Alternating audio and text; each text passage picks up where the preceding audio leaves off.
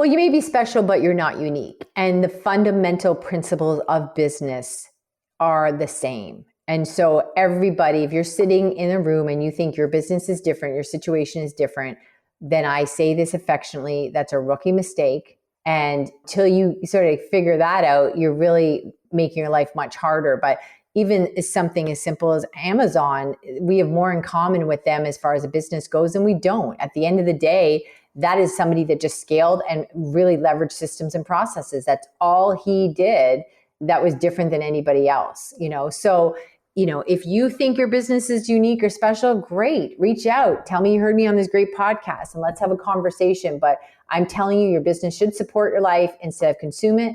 And business should be fun. Well, hey, friend, and welcome back to the Driven Woman Entrepreneur Podcast. I'm sure you can tell from that short clip of today's guest expert interview that Kris Ward is not playing when it comes to systems and productivity.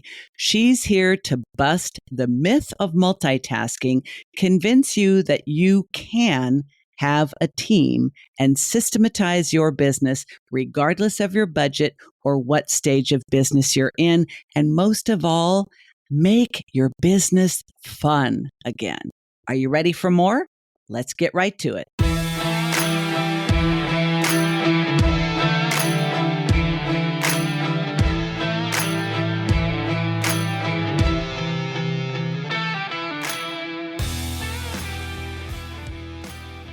So, Kris, as it turns out, we have many things in common. One, we both work with entrepreneurs.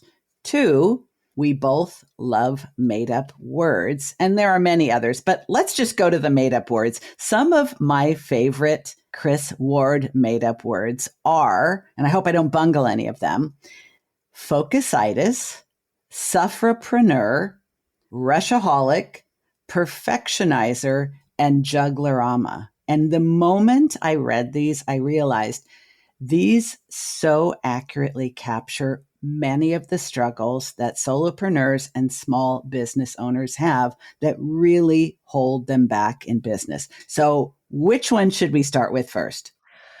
Wow. I've worked with hundreds of entrepreneurs over the years, and I found that each one of them fell into one of these 5 categories. And I guess if we're going to pick one, I would tell you that I'm a recovering rushaholic. And I know for me, Diane, I thought like speed was my superpower. I got stuff done. I got more stuff done than anybody else I knew. It still wasn't enough. And I just thought, like, get out of my way. I can do this. And I didn't understand that I was skimming over things. I wasn't getting traction. There was no depth to what I was doing because everything was a constant race. And I was always too on the verge of what I call being in hysterical mode because like if I went to do something and I thought it should take 10 minutes and it took 12, then I'm in stress because it's like, oh, there's an extra 2 minutes I thought wasted. So these kind of different personalities, they all have their strength, but they also, there's superpowers in them, but they also have their kryptonite. And so knowing what you are and then being able to clearly see, what do you have to be mindful to navigate around to be more powerful, more effective, and really scale your business and save time and make more money is really super helpful. So if we want to convert these into language that people maybe who aren't as fond of created words or made up words, the focusitis is the person who's scattered, right? The sufferpreneur is the person who just feels burdened by all the responsibilities in their business. The rushaholic, you've just described really well. If you don't Perfectionizer, mind, I think. Oh, sorry. I think there's a slight delay here. I apologize. If you don't mind, let's do one at a time just so that we can clarify. Is that okay? Yeah, perfect. Yeah. Okay. So we talked about the rushaholic. So then we have the, sufferpreneur. So the sufferpreneur, let's say, would be someone where you feel like you're trying to dig a hole with a spoon or you're trying to make a sandwich without bread. And you feel like you need to do everything yourself. And you're like a one person band. And you're like, oh, you know what? You don't understand. I have to do it myself. This is the nature of my business. My business is different, or I can't afford help. And so the sufferpreneur really is suffering and working long hours and tired and fatigued, but they feel that that fatigueness and that grind is part of the journey, and it's a noble badge to wear. Mm. So they are committed. They are hard Mm. workers. They are amazing, amazing individuals. But they're depleting themselves. Like an Olympic athlete goes several weeks before the Olympics without doing their fitness regime. So you have to know how to pace yourself and where to put supports and when you are the expert. So that's number one, sufferpreneur. So Mm-hmm. then if you want, we can look at the jugglerama. Now the jugglerama is really leaning into their capabilities of being a multitasker. And we've all been trained to do that. But even a Mm-hmm. professional juggler drops balls, right? And again, what happens is there's so much science behind how less productive you are when you are, frankly, trying to shine a flashlight on two spots at the same time. You can't multitask, you can context switch. That's Mm-hmm. it, right? So there is great capabilities in your ability to retain information, burn things through things quickly, but teaching you the new skill of doing one thing at a time would completely remove your kryptonite and really lean into your superpower, because you've got all this energy and you don't realize you're burning it out by context switching. Make sense? Mm-hmm. Okay. All right. And then the perfectionizer, what they do is they confuse that. They think that, what's a really powerful quote I heard is excellence is not required for perfection. So that's really important. The perfectionizer has a keen eye for detail and really cares about how they look. And I want to be professional. I want this to come out just fantastic. And you're aiming for the stars, but sometimes you just really need to orbit the earth, right? And so you can be putting too much Mm. muscle into the wrong thing or everything, and then you're not first to market. We've learned so much from the biggest software companies Mm-hmm. in the world. And what they do is they put out a flawed product, they get feedback, and then they perfect it, and they move forward, and they're just constantly evolving. So the perfectionizer really, thinks, oh, you don't understand. I need to look, and we all have, I would argue, different traits of these characteristics, but you just have to lean into the one that is predominantly you. So I know I got held back up in the Mm-hmm. day thinking, oh, this has to look right. I want to look like a big boy or girl company and make this just so, and then just so you miss the moment. So that's the perfectionizer. And then focus-itis, so many people, I have been on so many podcasts where people would ask me, well, if you're about getting stuff done and helping people build teams and, saving people 25 hours a week within the first month of working with you, you don't understand. I have ADHD. And it's like, I'd say 80, listen, I'm not a doctor, but I would tell you 80% of the people who said that to me were not diagnosed. And they were confusing the lack of systems and supports that were roadblocks in their success with their inability to focus on one thing at a time. And so they're scattered all over the place. And really, they identify with focus-itis, but they're just lacking some strategies. And for focus-itis, they just keep thinking, oh, if I had more discipline, if I could just focus harder, and they don't understand it's not a character flaw, it's a lack of strategy and systems. I do have ADHD, and many of the people I work with do.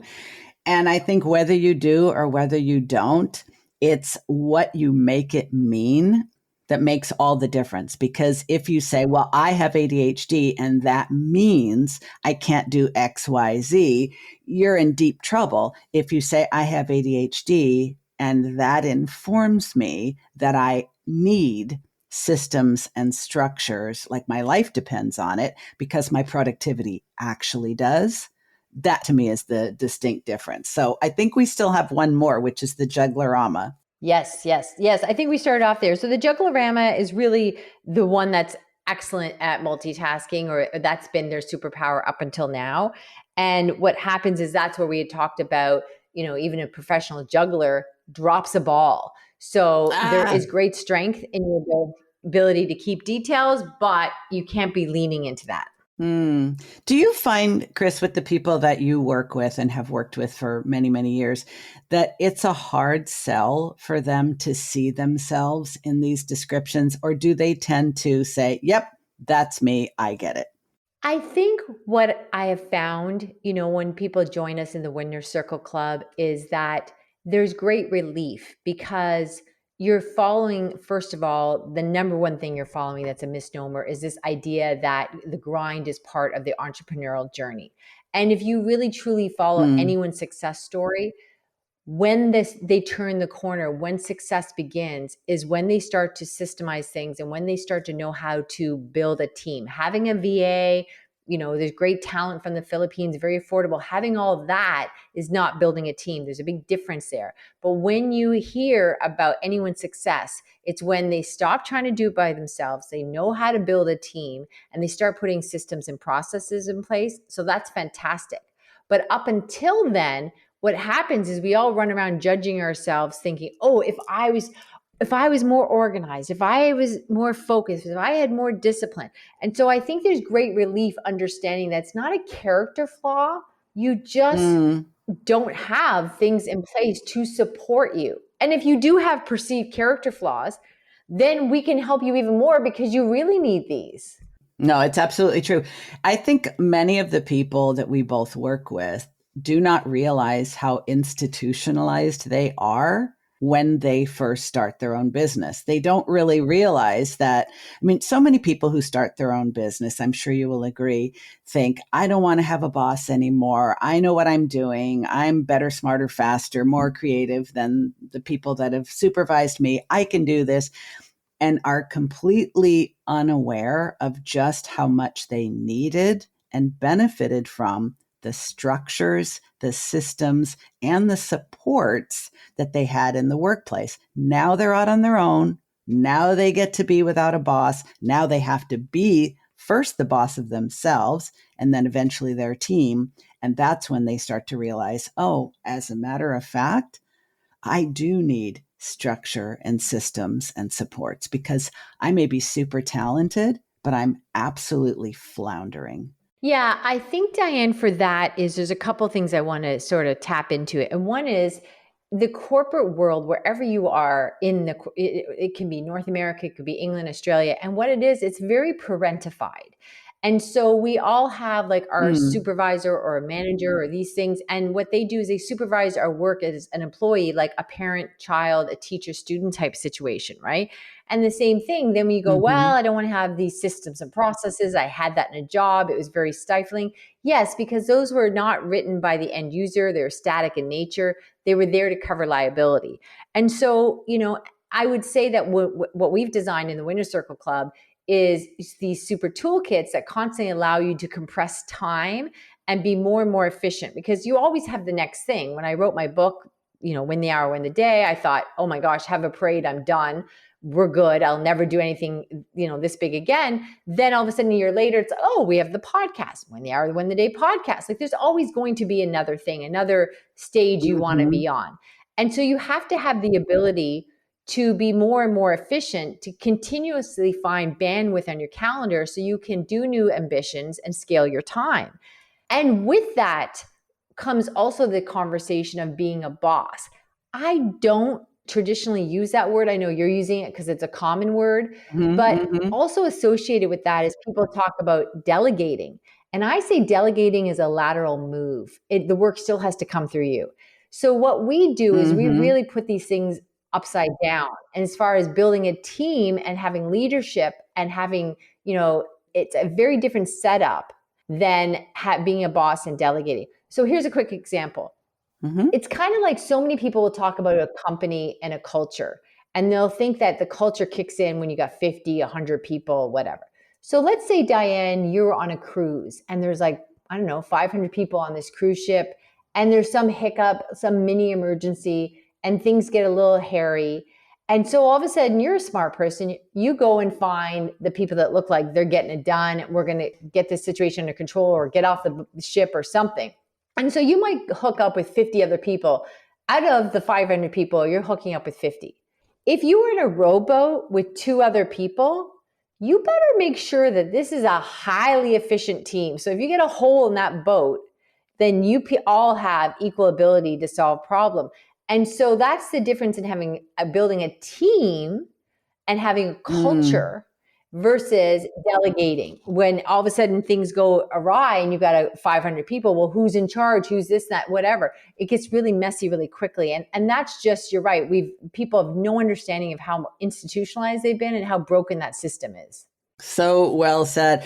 If somebody is starting their own business and they're used to doing things on their own, in fact, most of the people listening are not just starting, they've been in business for a while. They're accustomed to doing things on their own. They may have a virtual assistant, they may outsource different aspects of their business, but they probably haven't yet committed to building a team. So where would they start with that? Let's say they may already have virtual assistants. They may outsource whenever they need some copywriting or they need to get their website updated. They have a production company that does their podcast, helps them with their blogging, social media, whatever. But the way you're talking about building a team, can you do that with people who are all contractors who are working with others? Or are you talking about people who are dedicated and devoted to only working with your company? No, you can build it. The concept and philosophy of teamwork transcends all relationships, right? So, if you Mm, align it with sports, there's people that come together and have a really effective team, say in basketball for the Olympics, right? And they weren't a team previously and they have less mm, time, but they have a team philosophy and they have a coach that is going to imprint upon them. Here's what this team will look like for this event. So I do think sometimes people think they have a team and they don't, or they have what I call vendors. Like, yeah, this is a person I throw my podcast to and they produce it, but mhm, they have the systems and processes. They're just a vendor. They're not part of your team, right? In any mhm, capacity. They're mm. not even following your infrastructure. So you can definitely create a team philosophy for sure. And we lean into that very heavily in the Winner Circle Club. And that is where the people you work with, whether they're, outsourcers from the Philippines for $5-6 an hour, that's where they become like little CEOs of their own department, and their ability Mm, to really be effective is amazing. So I talk about the three biggest mistakes you have when you're building a team, and the 3 Ds: dumping, delegating, and disregarding. And so dumping work on someone like a mm. task manager here, you're just dumping, okay, here's the overflow, get this done. And there's no growth in that. It's just keeping up with, like a fire burning, right? And delegating, as I said before, that's like the lateral move. The work still comes through you, you're managing it, you're the bottleneck, it's still a problem. And then disregarding, this is the one we don't talk about enough. It's ignoring your team's unique talents and leaning in instead of burying them with tasks, and really leaning into finding out what they do love and what they do best and what eats up more of their time in their calendar. And this is where, when we do work with people who already have a team, we can take it from whatever, let's say 40% efficiency, then they think they're at 100, and then really amp it up, like putting a new motor in a vehicle. So there's things that, even when you think, oh, you don't understand, I have a team, I've been doing this for years, I have outsourcers, they're loyal to me, this is great, I'm not a sufferpreneur, I'm not all these things. It's like, oh, okay, maybe you're like the high school track star, but let's get you to the Olympics. You just raised a question in my mind, and I'm thinking about the developmental trajectory of an individual business owner. And a lot of people will be a little bit defensive and say, oh, I have a team, I outsource to people, they've been working with me for a long time, yada, yada, yada. How can you help that person recognize that what they actually have is not working as well as they think it is? Like, what would their clues be? Because, of course, everybody wants to get more done. Everyone wants to make more money with less time. Everyone wants to, scaling is very big. Everyone's talking about scale, scale, scale, leverage your talents and so forth. But what would be the clues to that business owner that they actually need to do something about these traits? That's a fantastic question, Diane. I don't think I've been asked that before. So, what I would say is some of those clues are you taking what I call laptop free vacations? You are not now on vacation with your family and hiding like a little drug addict in the closet trying to answer a few more emails, right? Are you taking vacations at all? Do you Mm, take 2, 3 vacations a year, like this life freedom lifestyle you were promised when you started? Or are you taking less vacations than when you had a job? So are these real vacations? How often do you have vacations? How quickly can you implement goals? If you have a goal and say, Kris, I want to get a book out, is that something that you'd be, oh, this time next year? Like, yeah, okay, we're really going to work on this now, or it's getting closer, or, got busy, so-and-so got sick, or this happened. So can you implement a goal and consistently be realistic with a reasonable time frame to execute that goal? That's a business. That's not that's the difference. And so also, do you have the ability to make more money with your current calendar demands? Like, okay, right now we're at capacity, Mm. but if I wanted to take on this new ambition and make cash into this new opportunity, would that increase my hours? Can you work 4 days a week comfortably and still make the same amount of money? And if not, why are you still at this point working 5 days a week? So that's when I could take you and say, oh, you've got Mm. a team. You're not in crisis mode, but let's get you to a new level of business, because it's not enough just to keep treading water.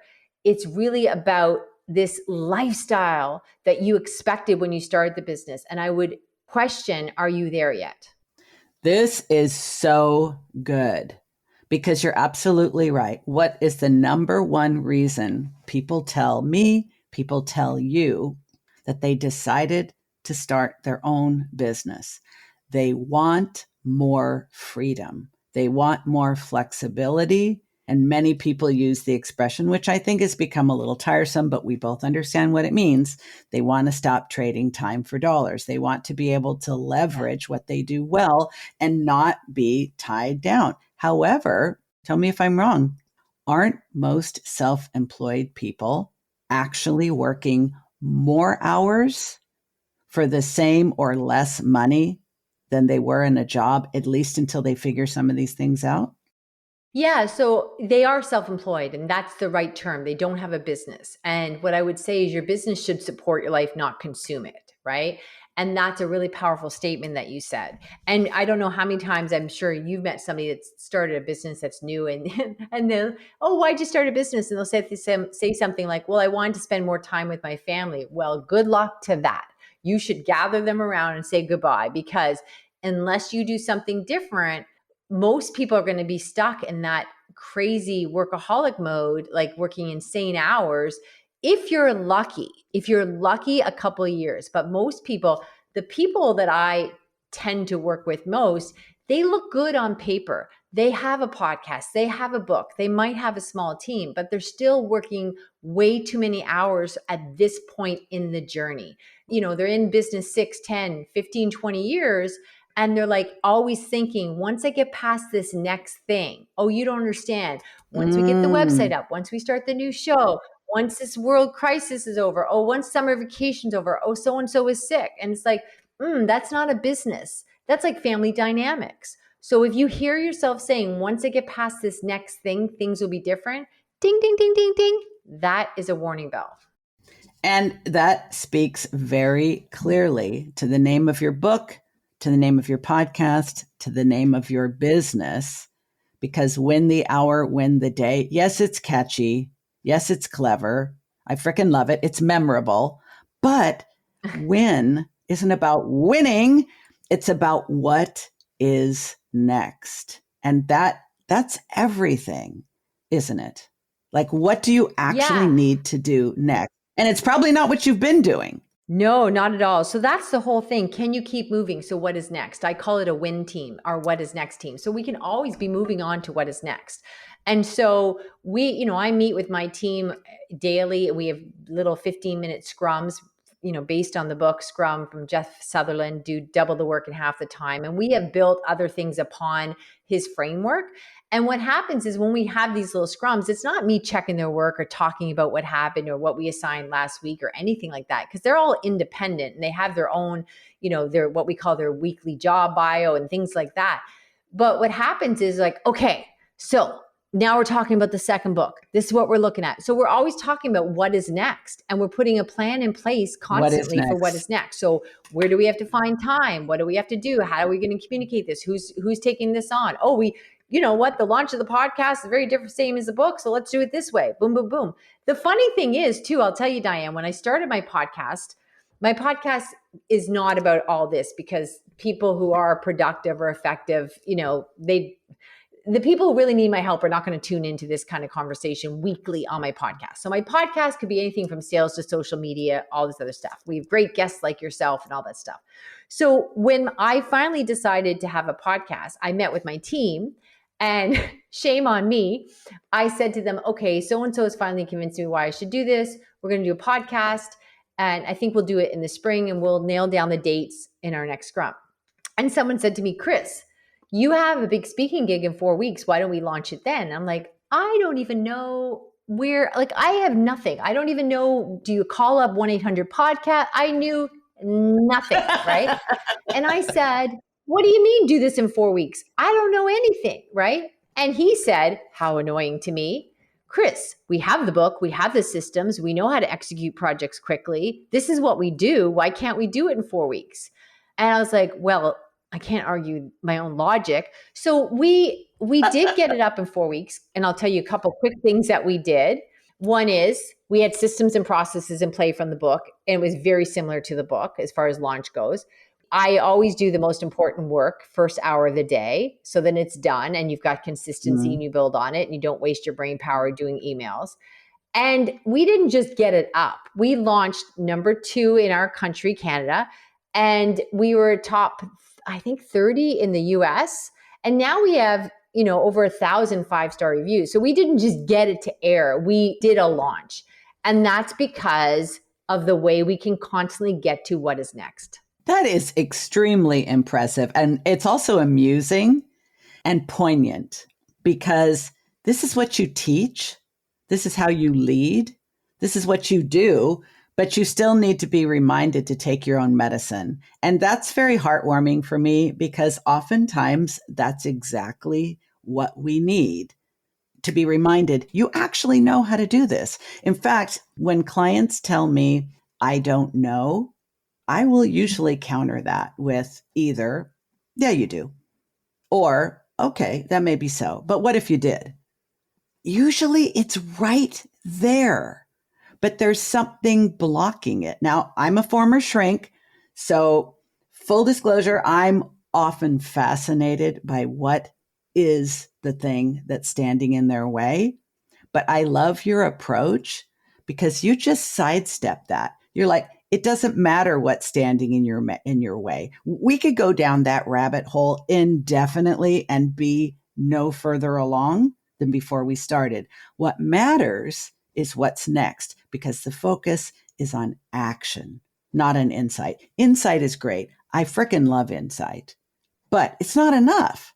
You need to take action. You need to think about what's next. And if you're so focused on the next and the next and the next, maybe for the perfectionists and the procrastinators and the people pleasers and the overthinkers and the second guessers, maybe they can interrupt that pattern by focusing on what's next and getting themselves into action and not more thinking. What are your thoughts on that? Well, if I can, you know, push back a teeny little bit, what I wanted, I'm very mindful of the words I use. And so to me, this is a part where people get confused. And I think you're very correct in what you're saying, but the word action also, people get confused with activity versus results. So then they start pivoting like, oh, you know, I remember way back in the day, in the beginning where I worked insane hours the first couple of years. And it's like, oh, I read a book on the weekend. Well, cut to Monday morning. Now my team, we're going, oh, I read this amazing book. We're going to do this now, right? And so do not confuse. A dog digging a hole is not being productive. And so this is what I really am passionate about, is because it's really about, do you have strategies? Do you have systems in play that have given you success, that can build on more success, and you have a framework that you can constantly scale? Because action is where people go wrong. It's like, okay, you know what? We're going to do this podcast in a couple weeks. So even if we got it up, a lot of companies in my position would have been working insane hours up until that, and then drop the ball on all their other projects. And as you probably know, Diane, 3 weeks later, 90% of podcasters don't last past 3 weeks. So then you get like, oh yeah, we burned Right. ourselves out, whatever. I'm a jugglerama. I can do all these things. I got the podcast up. This is exciting. Cut to 6 months later. Oh yeah, what happened with that? So the action can be deceiving and confusing. Yeah. Action for action's sake is probably a lot of time Yeah. and energy and effort wasted because it's not strategic and it's not aligned with your goals. And you're not thinking about what comes after that. It's just random, just shooting. What Yeah, I is it? The agree. expression, throwing spaghetti at the wall. Yeah, I yeah, want to yeah. come back to a couple of things that really, really, I think are really resonating with people listening is the difference between, you and I both know in the last number of years, at least the last 10 years, certainly in the last 3, some of this influenced by the pandemic, this promotion of the entrepreneurial lifestyle, the laptop lifestyle, the freedom lifestyle is heavy. There are tons of people promoting this idea that, start a business, change your life, work from the beach, cut your hours, blah, blah, blah. But if you don't do it the right way, you're not an entrepreneur. You don't have a business.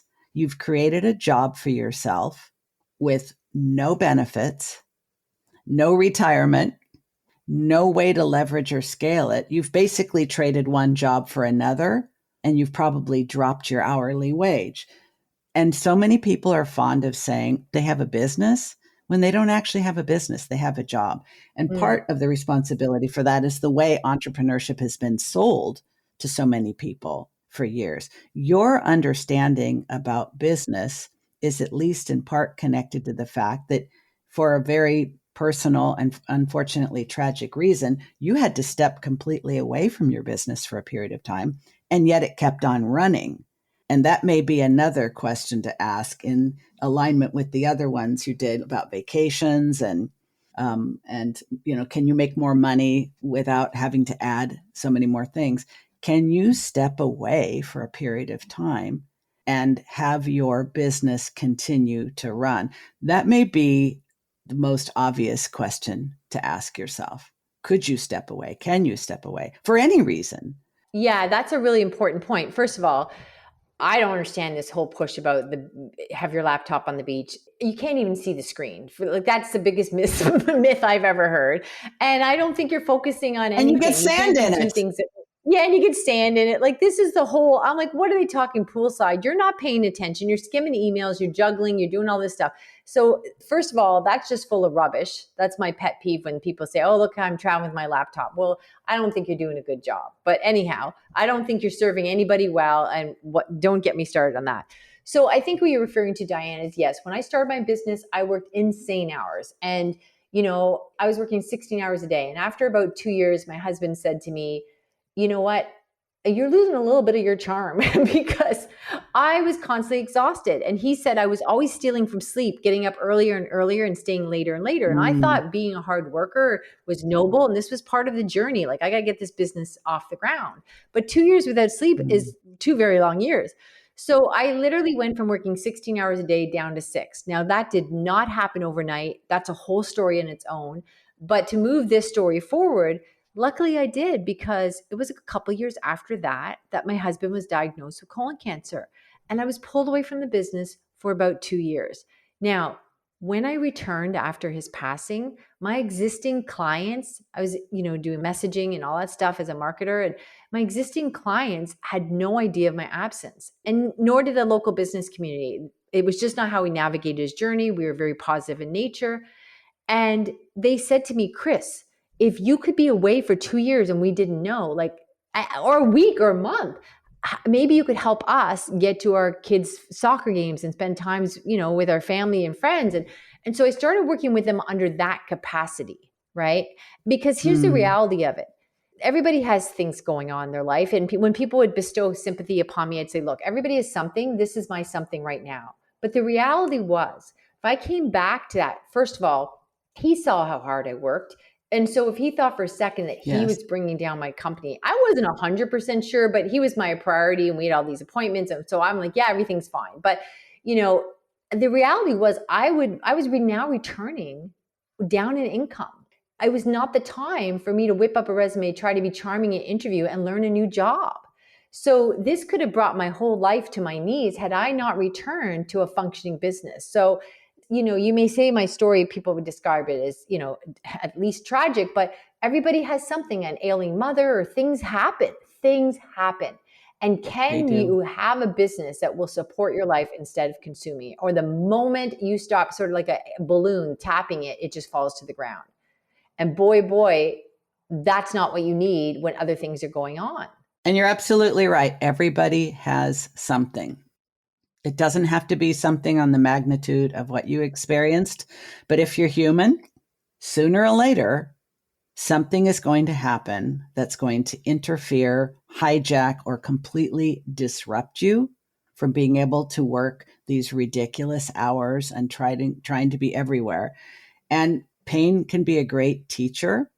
And it's unfortunate how often, how many of us will push ourselves to the very limit before we will begin to implement these things. I mean, I think anyone listening can identify themselves probably pretty readily in one of your descriptions. The conversation we've been having about systems and structures and being able to delegate and build a team, it's all very logical and it makes complete sense why it would be the solution to having a job with no benefits and having an actual business. Do you think that the system that you use, that you teach, that you help your clients with works for everybody? And do you think that every business owner will be able to adopt this mindset and make these changes? Or have you found there are some people that just can't do it for whatever the reason? No, not at all. So we created and put a lot of effort into, the founder of what we call super toolkits. And I've got, Mm-hmm. I think I even have it on LinkedIn now. We just put up another video where he was saying he'd been in business for like 10 years and he got teary eyed. And he said, this is the first time I have a business with legs. I thought I had a business all these years, but I didn't realize I was just running around trying to keep it afloat. So I think very much to the conversation too, a lot of people will come to us when they've had some sort of situation like, oh my gosh, there's just all kinds of horrible stories. I don't want to be graphic where people are just burning the Yeah. candle at both ends and things happen because they're exhausted. I know personally, I damn near burned my house down several times because I put something on the stovetop, boiled an egg, and I'll answer a few more emails and oh my gosh, remembered an hour later, right? So people also get Yes. into dangerous situations by running around like a fool multitasking. But we have seen it impact and really, we had one client, she came, here's a funny story. And she worked with like big companies, $5 million companies, and she helped them with their exit strategy. So it's really a lot about systems. And she said, Kris, how can you help me? This is crazy. But back up for a second. I don't say it's okay to do this, but a lot of times when people meet me to hire me, there's a significant amount that mess up the first appointment because they're just so running around like a crazy person. And if they could get to everything done, they wouldn't need me. So I can be forgiving about that. She missed the second one, and I said, no, we're not doing this. Like, who's the fool to show up for a third appointment? And she begged me, I really need your help. I'm so sorry. I swear. And she was in England. I swear this won't happen again. Right. So that's fine. We met and she's like, I don't know how you can help me. My hair's on fire. She's taking medication to help her sleep at night. She said adrenaline's just so Mm, high. She's got all these big projects she's working on. She'd been in business for like over 12 years. We worked mm, with her. It wasn't months later that she was saying, oh my gosh, she's taking evening walks in the woods. She's doing all these things. Within the year, she went on a month long vacation in Costa Rica without a cell phone. And her team of two outsourcers from the Philippines, and I use the word outsourcer, even though I don't like it because now they're part of her win team. So, they ran her company mhm. and we were able to do that within like 8 months.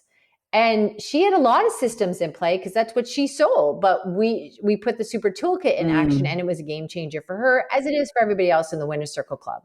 I can't even imagine what a difference that made in this person's life. Mm-hmm. So, as we're wrapping up, Kris, what is the one thing that you want anyone listening right now who's thinking, yeah, but that all sounds good, but my business it just doesn't work that way. And, a lot of people, let's face it, we think we're special snowflakes. We think we're the exception. We think we've tried everything. We think, we may even admit that we're floundering in some way, but we always think we're an exception. What would you say to that person? Well, you may be special, but you're not unique. And the fundamental principles of business are the same. And so everybody, if you're sitting in a room and you think your business is different, your situation is different, then I say this affectionately, that's a rookie mistake. And until you sort of figure that out, you're really making your life much harder. But even something as simple as Amazon, we have more in common with them as far as a business goes than we don't. At the end of the day, that is somebody that just scaled and really leveraged systems and processes. That's all he did that was different than anybody else. So if you think your business is unique or special, great, reach out. Tell me you heard me on this great podcast and let's have a conversation. But I'm telling you, your business should support your life instead of consume it. And business should be fun. Or why didn't you stay at that job with less overhead, better hours, higher hourly rate, retirement plan, weekends, vacations, everything? You have had so many mic drop moments in this conversation, Kris. I honestly do not know which one is going to end up being the audiogram. It's so good. Love it, love it, love it. Well, thank you. What is the best way for people who want to get more win the hour, win the day, Kris Ward into their life? What is their next step to stay connected to you beyond this interview? Yeah, I would encourage you to take the quiz. It's really, you get immediate customized results. It takes like 30 seconds to do it. And you can grab a copy of the quiz at free gift, FREE, gift, GIFT from Kris, KRIS.com, free gift from Kris.com. There's some other goodies there, but check that out and take the quiz. And that will be step one to being enlightened and giving you some time back. And really, people tell me all the time how eerie it is that I've labeled them and got in their head. So that will just be an asset for you. And just reach out to me on whatever social you're on and tell me that you heard me on this fantastic podcast, and we'll be fast friends. I love this so much. And by the way, if you're driving right now, do not try to write down that URL. I will make sure to link to it and other ways to connect with Kris in the show notes. That's all for now. Thanks so much for being here, Kris. Thank you. Hey there, it's Diane, and I want to thank you for being a listener to the Driven Woman Entrepreneur podcast. But you do know that you can only learn so much and change so much in your business and life as a result of consuming content, which is why I'm really excited to announce that my signature framework, the Boss Up System, is now available as a one-on-one coaching experience. How to know if this is right for you and if this is the right time? Ask yourself this. If you started your business to create a profitable, right-sized offer that is rewarding and allows you to stand out and be sought after, but what actually has happened is that you are over-delivering and undercharging and just not reaching your ideal clients with the perfect offer you have for them, this may be exactly what you need. Hey, you already know you like what I have to say and how I think. What if this is the year that you have my eyes and ears on your business and really help you move the needle? Click on the show notes and see if this isn't the right time for you. I'd love to see your name on my calendar.